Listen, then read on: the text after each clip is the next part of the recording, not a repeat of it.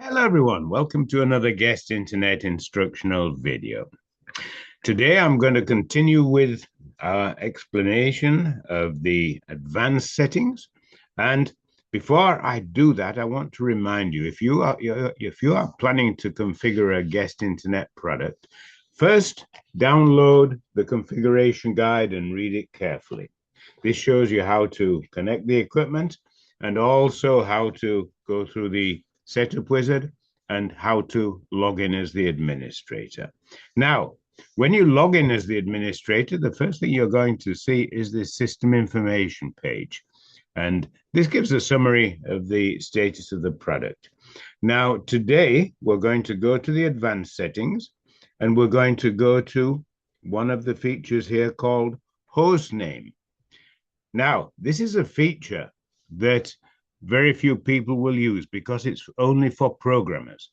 If you're not a software programmer, then you're not going to be able to use this feature. Okay.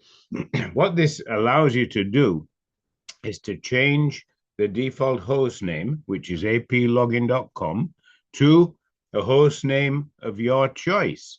However, you cannot pick a random name. It has to be a domain name that's registered with you, that is also registered with the DNS system so that it can be found on the internet. You need to put a default website, and then you can download also a security certificate, install your new host name, and install the security certificate. Okay, it's a process that's a little bit complicated. It's explained in our product manual.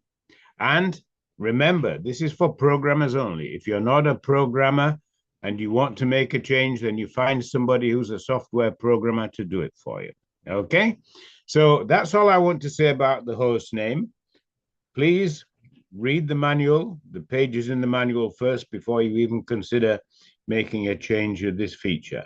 It's better not to change it because if you make a mistake, you're going to lock up the guest internet controller and you have no more access and you're going to have to reset it to defaults. Okay, so remember, this is the type of configuration where you might lock yourself out of the guest internet controller if you make a mistake. This is why we say for programmers only.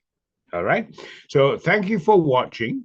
Tune in for more guest internet videos because we're going through the rest of the features to so that people can understand exactly how to configure the guest internet products. We'll see you next time. Bye for now.